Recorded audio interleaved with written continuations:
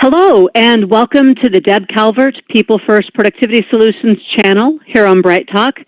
I am really excited because this is the first time something brand new that I have not done on the channel before. In 6 years, it's been me and only me.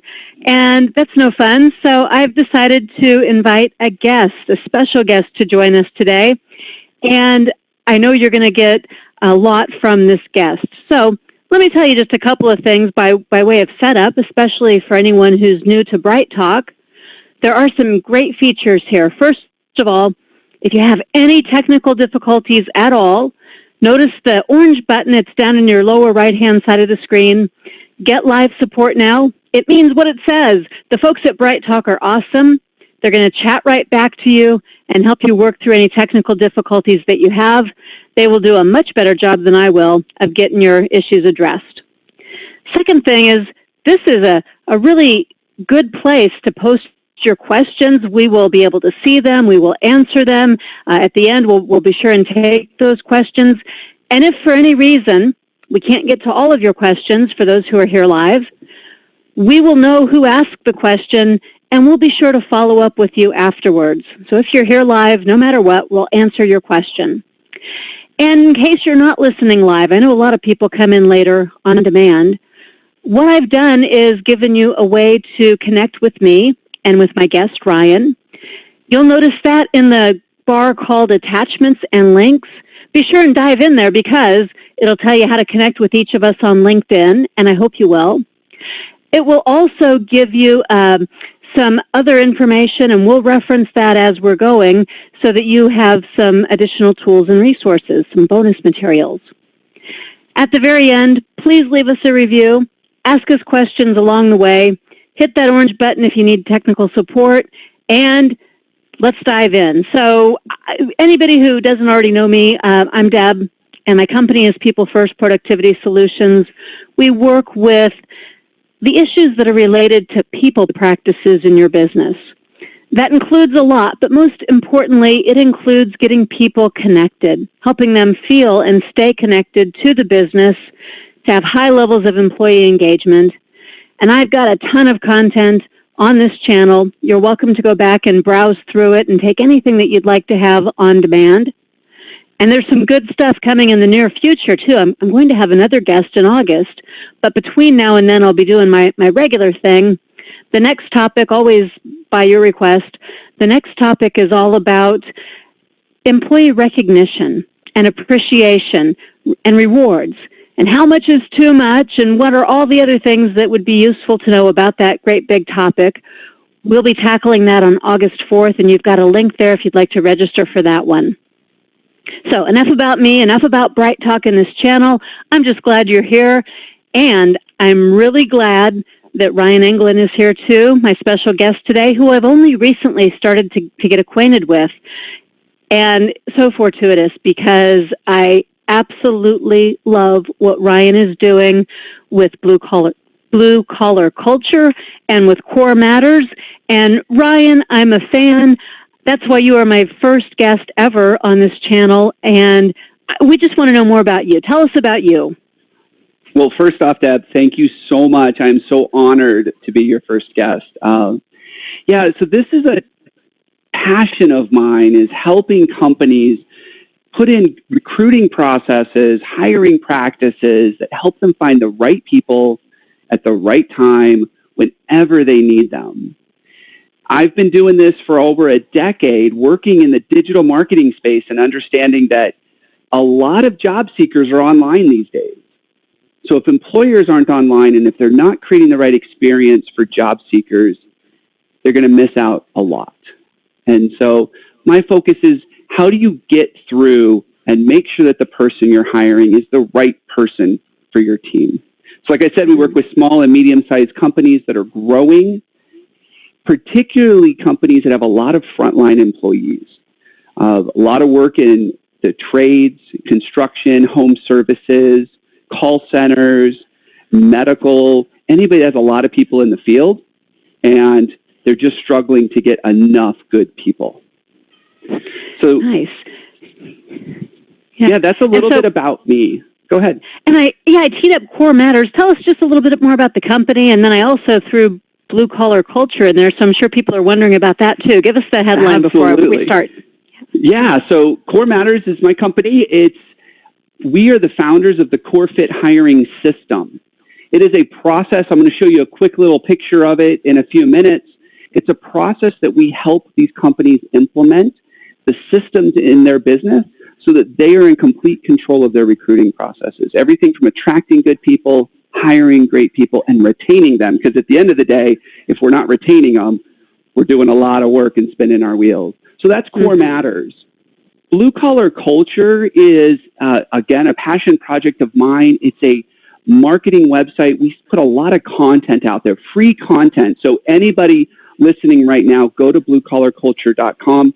The book that this presentation is built on is actually available for free download there. And you can read this book and get more in-depth information about what we're about to talk about. We've also got a podcast where we focus on helping business leaders focus on results. Because in a blue-collar culture, it's all about results. We're putting work in and we're getting outcomes from it. So that's a little bit about those two. And it's good stuff. Now, I'm going to turn the floor over to you entirely so that you can start talking about your system and about what people came to learn about today. But I had a good laugh. You and I planned this a couple of months ago, but in light of COVID and what's happening these days and the great debate about masks, I've got to talk about the word unmasking. I know your book title has it. And I hope nobody's disappointed that we're not really going to talk about that kind of a mask or an unmasking today. But Ryan, take it away and tell us what you mean by unmasking candidates and how to go about doing that.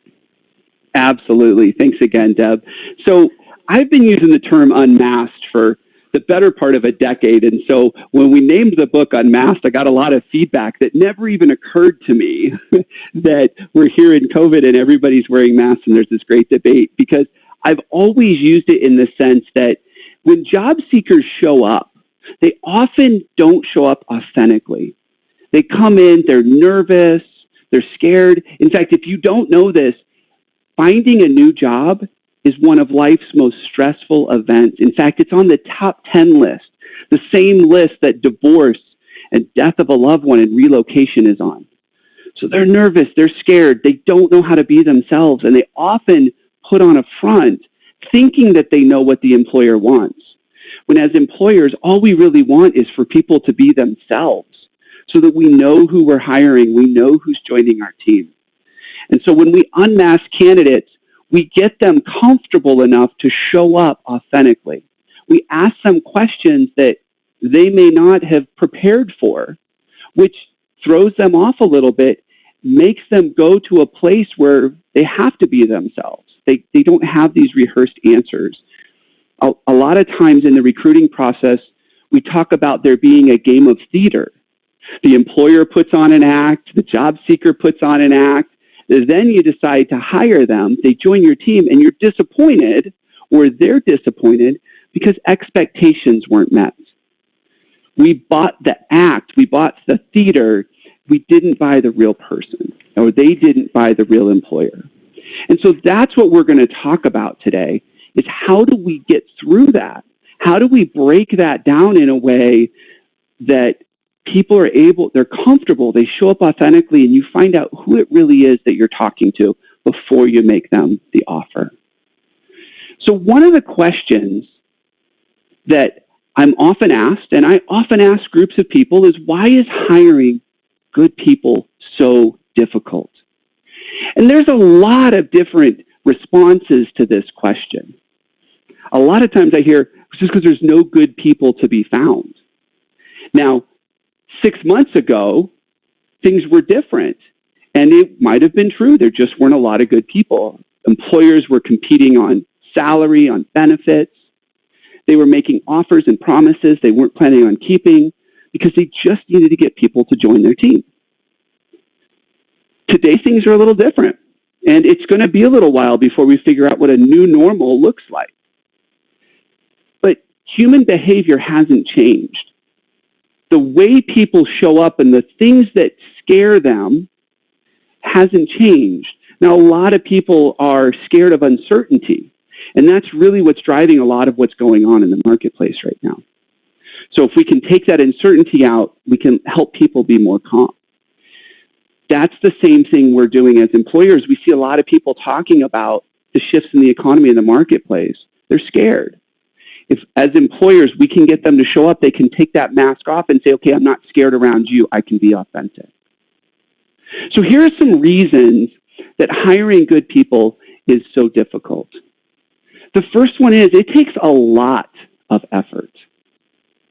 On average, you'll need to review 109 resumes to make one hire. Whoa. That's a lot. If you think about it, a lot of people have heard the stat that a recruiter can make a decision in 6 seconds as to whether or not they want to talk to you by looking at your resume. 6 seconds. Well, they got no choice. If they spent 2 minutes on a resume, we're talking half a day just looking at resumes. Incredible. It's a lot of resumes to look at. And that's on average. There are some that are more, some that are less. You know, another thing that comes up is whether you're intentional about it, whether or not it's defined, the average number of stages in a recruiting pipeline is 9. So think about this for a second. You've got 109 people that you have to look at their application. And then you've got 109 people that have to go through some number of 9 stages. I'm not a math whiz, but that's a lot. I'm getting tired already. I did some math, though. If only half the resumes make it through half the stages, that's 245 phone calls, emails, interviews, follow-ups, text messages. It's 245 touch points to make one hire. And if you're looking to hire a frontline laborer that makes $14 an hour and you have a high turnover rate, oh, no wonder people can't find good people. Yeah. I have a whole new appreciation to the folks in recruiting jobs. One of the things that I remind people a lot, and every client I've ever worked with, every prospect I've ever worked with, they tell me, I can't find good people. And I said, I get it. I hear it a lot. Help me understand, what's a good person? And it's usually deer in the headlights or blank stares because they've never taken the time to define a good person. They've never taken the time to define who the right person is. And if you've never defined the right person, how are you going to know when you find them? So it's one of the first things we do is help them get really clear on who the right person is. Another thing about why hiring good people is so difficult, it takes a lot of time. The average person is going to spend 2.8 hours interviewing per candidate. So let me make sure I got that. If you've got an interviewing panel with 5 people on it, it's 5 times 2.8? It can be 5 times 2.8 if you're doing panel interviews. And, you know, a lot of times people tell me interviewing isn't expensive. I'm like, yeah, you're not writing a check to interview those people. But if you take 5 of your leaders out for even 30 minutes to meet with a candidate, I don't know what you're paying your leaders, but that's a lot of money. The indirect cost for interviewing and hiring people is astronomical. So, and then imagine this. You hire the person and they don't work out. And you got to do it all over again. Happens all the time. On average, it takes almost 30 days to fill a position. So if you're in a need to fill a position quickly because maybe a key person is leaving, they just turned in their notice, and you found out they're there for 2 weeks. Well, it doesn't take long to figure out that 28.8 days is longer than 2 weeks. So you never want to just start when you need to hire somebody. And then this one just kills me. So you do all of this, 109 resumes, 9 touch points in your recruiting process, 2.8 hours, 28.8 days. And then only 2/3 of applicants accept the offer when you make it to them. Ouch. So this is one of the biggest reasons that finding good people is so difficult. It's just so time-consuming. And then finally, it can really cost you. So across all industries, the average turnover rate's 49%. So that means 1 out of 2 people aren't going to be there in 6 months or a year or however you determine your turnover rate. 49%. And then here's the other thing. This is frontline employees. So we've all heard a stat on what turnover costs or what hiring the wrong person costs a company. These are frontline employees. Someone you're paying $14 an hour to, between $49, $69, and a third of their annual salary to replace them. And if you think about the numbers we just went through, a lot of those costs are indirect costs in just screening and interviewing people. So the last thing you want to do is get this wrong. And in order to solve this problem, we just need a new way for processing employee applications.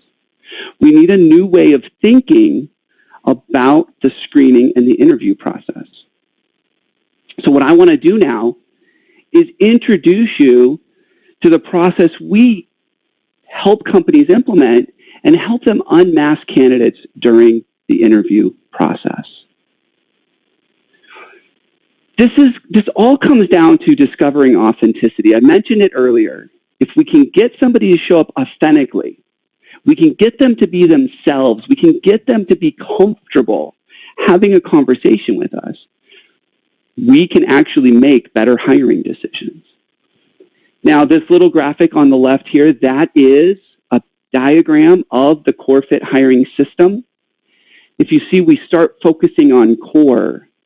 And what's core to a lot of organizations is their culture. It's their people. And so we never want to miss that. We want to make sure we're hiring people that are going to align with our core. And then we help clients with attracting, hiring, and retaining the right people. So is there anything you can do to find the right candidates during the process? When it comes to selecting the right candidates, again, another staggering number, 89% of candidates are going to drop out, or they're going to be lost because the hiring process takes too long. Well, we have all the numbers that say it takes a long time, 30 days, 2.8 hours, 9 stages, a bunch of resumes to screen. So if we're going to create a system that is going to fix this and is going to help you find authentic team members, we have to make sure that if we invest the time, we're investing the time in the right people, we're investing the time in the right process, and as employers, we are showing up authentically. Because the worst thing you can do is ask a job seeker to be authentic when we're not being authentic as employers. So we want to make sure that we are completely open and honest with what is going on. So let me introduce you to the process. So the first part is the application review, and I think a lot of people are very familiar with this. One of the biggest challenges employers have is weeding through all the applications. We all know there's a diamond in the rough, but it's a lot of rough to get through before we find that diamond. And if we're looking to find the right people, we got a lot of wrong people we got to filter through. It's just a numbers game. It really is. So one of the things we encourage you to do is look for patterns in the application process. Look for patterns from the job seeker. And these patterns, you're all familiar with. But what's important is, why are we making the decisions we're making? So position switching. We've all seen a resume where we look at the resume and like, wow, this person has a new job every 9 months. They're just moving through. Like, the question I always ask is, I wonder if they know what they want to be when they grow up. Because they seem to be just jumping around everywhere. Is that a problem? Is the question I want you to ask yourself. If we're making decisions about people that haven't found the right culture fit, they haven't found a company where they feel like they belong, If they haven't found a company where they feel like they align with the purpose of the organization, maybe that's why they're job hopping. Maybe it's not about a lack of ability to make a decision or to commit to something. It might be they just haven't found the right place to call home yet. We see this happen in industry switching as well. You know, one second they were working for a tech company, the next second they went into a construction company. Again, are they really not sure what they want to be when they grow up, or is it something deeper? And all I'm suggesting as the employer is to just be clear on why you're okay with this or why you're not okay with this, and include that in part of your application process. The next one is employment gaps. So we do a ton of work in frontline employees, ton of work. So anybody making less than $30 an hour, they're out in the field, your customers interact with them. That's where we do a lot of our work. And what we found is employment gaps aren't necessarily they didn't work. Because someone in that space, they typically still have bills to pay, so they're working. What we found is that a lot of times they don't put things on their resume that they're not proud of, where it might be perceived as a step back. It might be perceived as someone's like, well, they don't know what they want to do. Like, why did they take that job and not go get a better job? And so the perception is they're worried about what employers are going to think or recruiters are going to think when they're screening that application. And when we make judgment calls based on this, because we don't know the person's story, as employers, we aren't showing up authentically. We're just making application decisions based on the fact that we don't like something we saw without the story behind it. So one of the ways to get around this in the application review process is to put in screening questions. Now, there's two different sides of this. Some people love screening questions and some people hate them. I don't find a lot of people that are indifferent. I'm not necessarily talking about knockout questions here. So knockout questions are the do you have 2 years experience? They say no. The system automatically passes on them, rejects the application. That's not what I'm talking about. Now, those are important. Don't get me wrong when we do use them, because that helps get the 109 resumes down to a much more manageable amount. But the screening questions I'm talking about here are more along the lines of, will this person fit with my company? Will they align with my values? Will they be good with the leadership team or management? Remember, people don't leave jobs. People leave managers. They leave leaders. They leave people that they feel they can't work for anymore. So the screening questions I'm suggesting are ones around, why do you want to be here? What is it about the work we do? I ask a question when I'm hiring for my company that says, what about the work we do and the value we bring to our clients inspires you? Because if you're not bought into the work we do, if you're not excited about the work we do and how we help our clients, you're probably not going to be a good fit. My clients definitely aren't going to want to talk to you. They're not going to want to work with you. So how do we make sure we screen people that want to be here? One of the standard questions we ask for everybody is, why did you apply for this job with our company? And I will tell you, people are very open and honest, but if you say because I need money, that's not the right answer. So we're clear. But people will tell us that, because I need money. Well, you're probably not the right fit. And then the last one is attention to detail. So when we have attention to detail as one of our screening processes, we're thinking about, do they have typos? Do they have complete sentences? Does their resume look decent? Remember something about resumes. There are two types of resumes in this world. Those that are written by people that don't know how to write resumes, because they never learned, and those that are written by professional resume writers, which they spin stuff, they elaborate, they exaggerate. You can't trust either type of resume. So just be careful when you're reviewing people based on their resume or their attention to detail. The next step is the pre-screen interview. And inside of the pre-screen interview, we've got a few things. Now, some people like using phone screens. Some people like using online questionnaires. There's even some new tools out there. You can get video screens done so people can record themselves answering your questions so you can see how they interact and how they answer the questions. Any pre-screen interview you do, make sure that you start with purpose. Why are you doing the pre-screen interview? And be very clear with the job seeker why you're doing this. Make sure that you don't spend more than 10 minutes on a pre-screen interview. I mean, 10 minutes times 109, that's way too much time. Imagine if it went 15 or 20 minutes. So 10 minutes max. This isn't a chance for you to sell the job seeker. This is a chance for the job seeker to sell you. And make sure your pre-screen interview is the same for everybody. You want to be as objective in your hiring process as possible. Remove as much subjectivity as you can from it, which is why we put a cap on the pre-screen interview. This is not a chance for you to fall in love with them. A lot of business owners we work with, they fall in love with everybody they talk to. And so we have to put these controls in place so that we make sure that they don't have their love goggles on when they're talking to the person.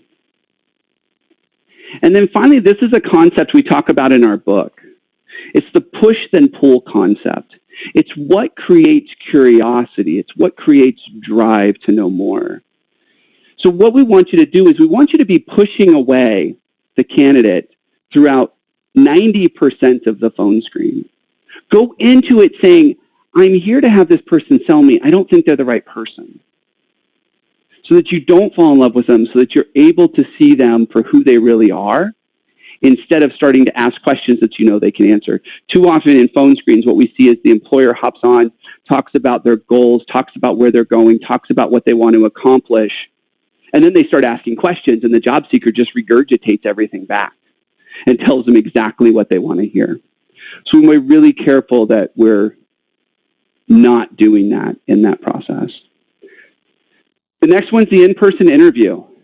Now, a lot of this has changed in the last few months, but a lot more video interviewing. Regardless, you want to make sure that you're able to see the whole person during the interview process. 50% of what people say is in the body language. So if you can't see the person, you're missing out on a lot of the message. So inside of the in-person interview, again, start with purpose. Why are we here? What are we talking about? Why is it that we wanted to meet before we make any kind of decision? Make sure you're very clear on the stages. I said that the average recruiting process is 9 stages. We have 5 primary stages and then lots of sub-stages depending on whether or not or how they answer certain questions or certain processes. But the primary 2 stages for us are the cultural fit stage. I believe that every organization should start with culture fit before they start with skills. I can teach somebody how to turn a wrench or swing a hammer. I can't teach them to set their alarm clock and get to the job site on time. That's a lot harder to teach. I can teach a salesperson how to use our CRM and how to script phone calls and those kinds of things. What I can't teach them to do is to walk into a room with no one they know and have some conversations, some productive conversations. So make sure that we're hiring for culture fit, behaviors, those kinds of things first. Then skills fit. Then we look at, can they do the job? I just got off the phone with a client the other day, and they said, I would take somebody with no skills that I know actually cares about the work we do, and I'll teach them how to do it over 6 months or 9 months. I'd rather have that all day, every day, than someone who has the skills, but they just don't align with us. And then again, push then pull. We talk about this a lot in the book. We actually have an ebook that you can download that talks more about how do you write these kinds of questions that push people away first and then eventually pull them in. Hey, Ryan, do you mind if I take a tangent while you're still on this topic? Let's do it. There are 2 things that you said, and there is sometimes a misunderstanding about how to reconcile these 2 things.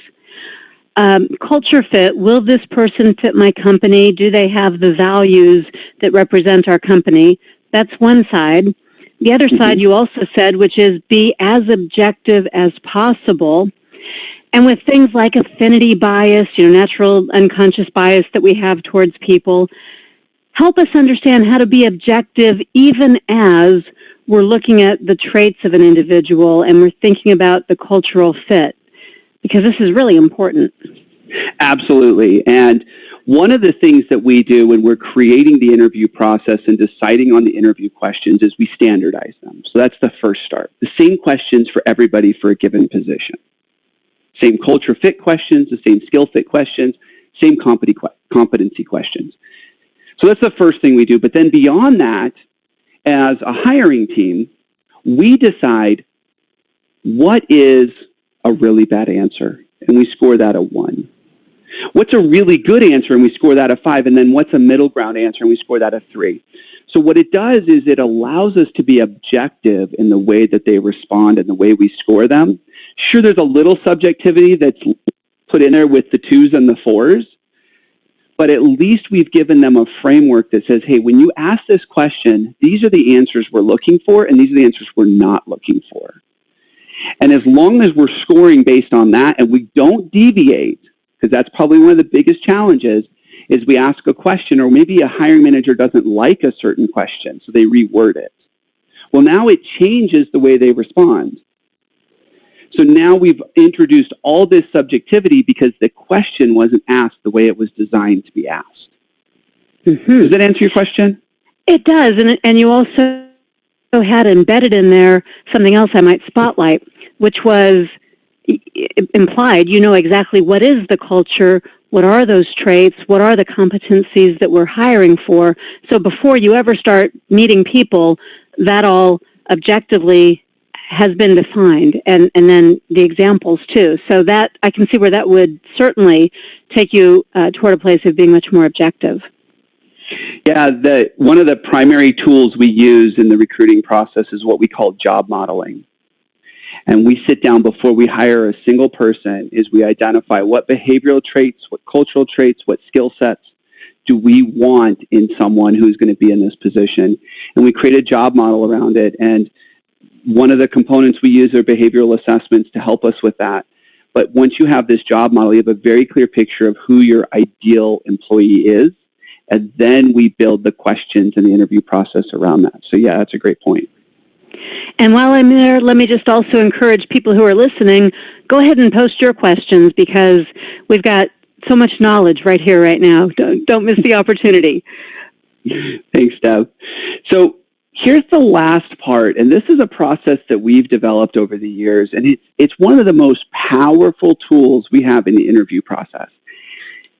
Now, if you go through this, some of the times I get feedback, and it's like, wow, this is a lot of interviewing. There's a lot of time spent getting to know somebody. And the argument I always ask somebody, if you're married, how long did you date before you got married? Nobody has ever told me 15 minutes. But we hire people after talking to them for 15 minutes and say they're the one. And it's always blown my mind because the employee-employer relationship is just that. It's a relationship. Deb, that's what you work on so much, right? Is that relationship component. So why are we making calls about whether or not this person's the right one to join my team after 15 minutes? It's ridiculous. But we do it all the time. And what we see happen is the response is always, well, I'm desperate. I got to fill the position. Well, why do you got to fill the position? Because the last person didn't work out.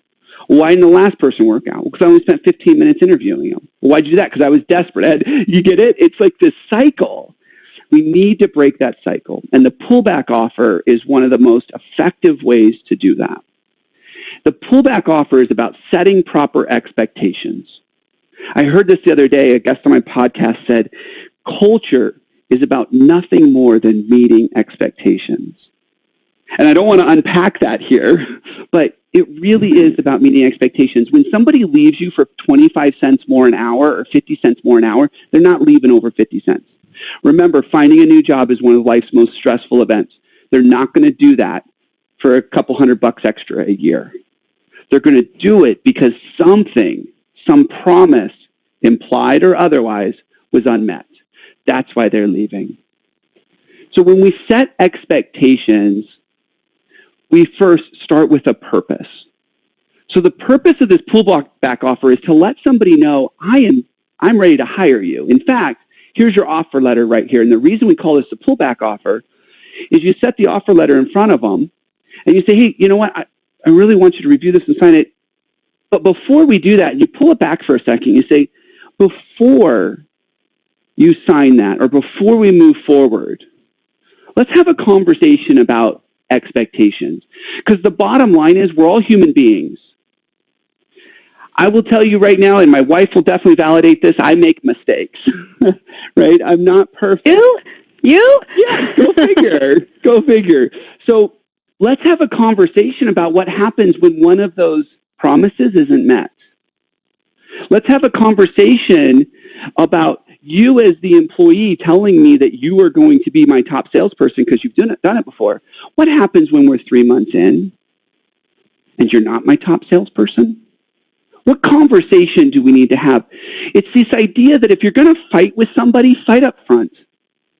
It's way easier to pass on somebody at the last minute than it is to find out 6 weeks in you made a bad hire. You see, I believe that if someone leaves or you have to get rid of someone in the first 90 days of employment, it was a hiring decision that was made incorrectly. There's a breakdown in the hiring process, and that's what caused that. If they leave after 90 days, there's some debate as whether or not it's culture, fit, leadership, or you still made a bad hiring decision. But anybody that leaves within 90 days, it's a bad hiring decision. So let's address all those bad decisions up front. One of my favorite questions to ask during the pullback offer, because everybody's been through this. Everybody has taken a job that they've regretted. Everybody's hired somebody that they've regretted. So let's pretend, Deb, that I hire you. 6 weeks comes around, and your alarm clock goes off on Monday morning, and you reach over and you hit snooze, and you lay there looking up the ceiling, and you go, why did I take this job? Is not what I thought it would be. We've all been there. Every job seeker has been there.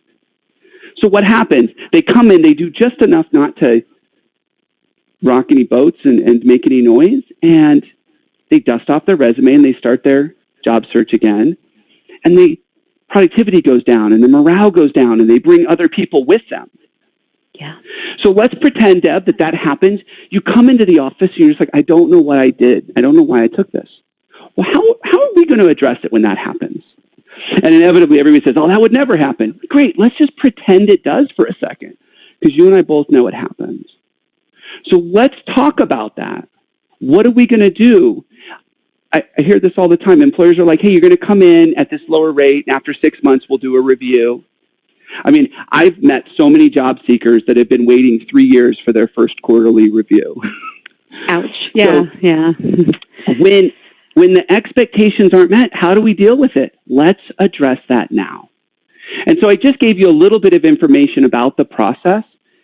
I actually encourage people to start with the pullback offer as a 2-hour meeting. 2 hours you're going to invest with this person right before you offer them. And I always get the pushback like, I don't have 2 hours. How much time is it going to take you if you make a bad hire? Way more than 2 hours. You've got the 2 hours. Make the time for it. Address any of their concerns. Everybody's got concerns when they take a new job. Everybody wants to know, is the grass really greener, or did we just build this park over a septic tank? That's what everybody wants to know. So let's address their concerns. Anybody that tells you they have no concerns when they take a new job, they're not being authentic. Red flag number 1. I've got no questions. I have no concerns. Let's do this. And then finally, get their buy-in on what it means to set expectations. Get their buy-in on the process. Ask them how they're going to respond when you fail to do their quarterly conversation. When you as an employer get too busy, or you lose a big client and now all of a sudden you don't have the profit to give them the raise you promised. If they're coming over strictly for health benefits because they need it for their family, what happens if next year our health benefits costs go through the roof? Or we have to switch programs? What are we going to do? Am I going to lose a great employee? This is a chance to have those hypothetical conversations. You get the fighting out of the way, and you both know how you're going to address it as you move forward. So my question for you, or my challenge for you, is to identify 2 opportunities for improving your hiring results. And one of the things I can tell you is that if, as an employer, we expect job seekers or even our existing employees to be open and honest with us, to be authentic with us, I'm going to tell you that does not get you off the hook for doing it yourself. If you want job seekers to be open and honest with you, you have to be open and honest with them. If you want them to be authentic, you have to be authentic. No more games. Be honest with them. Tell them what you're looking for. Tell them you're scared. Tell them you're concerned. You're the 7th person to sit in this seat in 6 months. I think you should know that. Tell them that. So what are 2 opportunities for improving your hiring results? Think about that. So that's my presentation today. Here's what I'd love for you to do. If you want more information about this process, it's in our book, Unmasked. The Unmasked URL on the screen right there at Blue Collar Culture has a bunch of downloads that we've included, an ebook, some questions you can ask about culture. You can also download a free copy of the book, or if you'd like to purchase a hard copy of the book, it's available on Amazon. And if you have questions for me, because I don't see that we have anybody that's asked questions, but if you have any questions for me, you can connect with me directly at thecorematters.com. I'm on LinkedIn. I'm an easy guy to find. That's on purpose. So you can do a Google search for me, but reach out. Let me know what your biggest challenges are, and I'll share with you some tips or some tools that we've used to help our clients overcome them. Thank you for inviting me. Ryan, this has been awesome. Of course, I've got a question. We've got a couple minutes here, and I'm not going to let the opportunity go by. So if someone has never developed that set of competencies, the skills needed to do the job, the traits that are ideal or characteristics that you want in your ideal candidate, or some of the knowledge base that they need to have, if someone's never done that before, can you give us some tips about what even to think about? Where do you start with that? So just so I fully understand, so a job seeker that feels like they're the right fit, but No, someone who's hiring. So someone who's going to be hiring and filling a position, and you said that we want to make sure we know who that ideal candidate is. How do you start? And then there's a question from one of our listeners, too. Perfect. So here's one of the easiest ways to do that. Most employers, almost everybody has a rock star on their team, someone they wish that if they had a magic wand, they could just clone them. We've all had them. You probably have one right now. Who is that person you want to clone? Sit down and have a conversation with them. Get to know them a little bit better. Ask them to help you with your job ad. What kind of things attracted you to us as an employer? Well, it was this, this, and this. Sometimes they've been there so long they can't remember. What keeps you here? There's tons of opportunities in the world. Why do you stay? Use their words in your job descriptions, in your job ads, in your interview process.